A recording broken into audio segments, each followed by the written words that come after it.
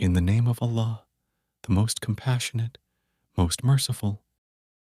By those angels lined up in ranks, and those who diligently drive the clouds, and those who recite the reminder. Surely your God is one. He is the Lord of the heavens and the earth and everything in between, and the Lord of all points of sunrise. Indeed, we have adorned the lowest heaven with the stars for decoration and for protection from every rebellious devil. They cannot listen to the highest assembly of angels, for they are pelted from every side, fiercely driven away, and they will suffer an everlasting torment. But whoever manages to stealthily eavesdrop is instantly pursued by a piercing flare. So ask them, O Prophet, which is harder to create, them or other marvels of our creation? Indeed, we created them from a sticky clay. In fact, you are astonished by their denial, while they ridicule you. When they are reminded, they are never mindful, and whenever they see a sign, they make fun of it, saying, "This is nothing but pure magic." When we are dead and reduced to dust and bones, will we really be resurrected? And our forefathers as well? Say, yes, and you will be fully humbled. It will only take one blast, then at once they will see it all. They will cry, "Oh, woe to us! This is the day of judgment." They will be told, "This is the day of final decision, which you used to deny." Allah will say to the angels, "Gather all the wrongdoers along with their peers, and whatever they used to worship instead of Allah, then lead them all to the path of hell, and detain them, for they must be questioned." Then they will be asked, "What is the matter with you, that you can no longer help each other?" In fact, on that day, they will be fully submissive. They will turn on each other, throwing blame. The misled will say, "It was you who deluded us away from what is right." The misleaders will reply, "No, you disbelieved on your own. We had no authority over you. In fact, you yourselves were a transgressing people. The decree of our Lord has come to pass against us all. We will certainly taste the punishment. We caused you to deviate, for we ourselves were deviant. Surely on that day they will all share in the punishment. That is certainly how we deal with the wicked. For whenever it was said to them in the world, 'There is no God worthy of worship except Allah,' they acted arrogantly and argued, 'Should we really abandon our gods for a mad poet?' In fact, he came with the truth, confirming earlier messengers. You will certainly taste the painful torment, and will only be rewarded for what you used to do. But not the chosen servants of Allah. They will have a known provision, fruits of every type, and they will be honored in the gardens of bliss, facing each other on thrones. A drink of pure wine will be passed around to them from a flowing stream, crystal white, delicious to drink. It will neither harm them, nor will they be intoxicated by it. And with them will be maidens of modest gaze and gorgeous eyes, as if they were pristine pearls.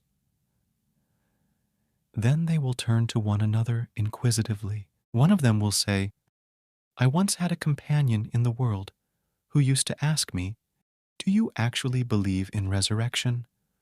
When we are dead and reduced to dust and bones, will we really be brought to judgment?'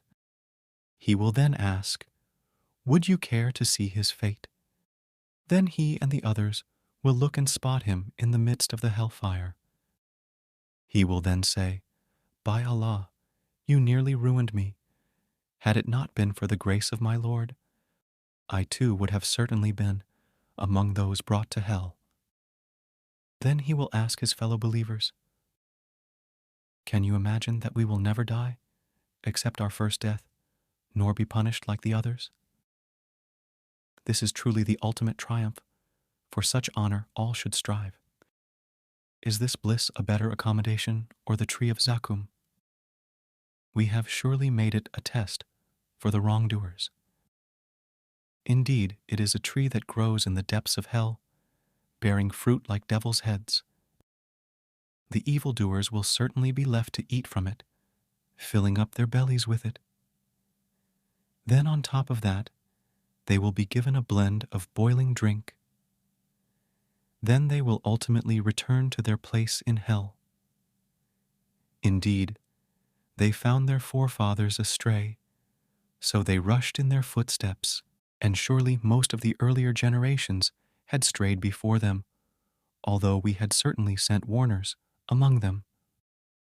See then, what was the end of those who had been warned, but not the chosen servants of Allah?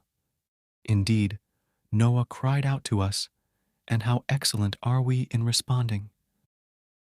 We delivered him and his family from the great distress, and made his descendants the sole survivors, and we blessed him with honorable mention among later generations. Peace be upon Noah among all peoples. Indeed, this is how we reward the good doers, for he was truly one of our faithful servants. Then we drowned the others. And indeed, one of those who followed his way was Abraham. Remember when he came to his Lord with a pure heart and said to his father and his people, "What are you worshipping? Is it false gods that you desire instead of Allah? What then do you expect from the Lord of all worlds?" He later looked up to the stars in contemplation, then said, "I am really sick." So they turned their backs on him and went away. Then he stealthily advanced towards their gods and said mockingly, "Will you not eat your offerings? What is wrong with you that you cannot speak?" Then he swiftly turned on them, striking them with his right hand. Later, his people came rushing towards him furiously. He argued, "How can you worship what you carve with your own hands, when it is Allah who created you and whatever you do?"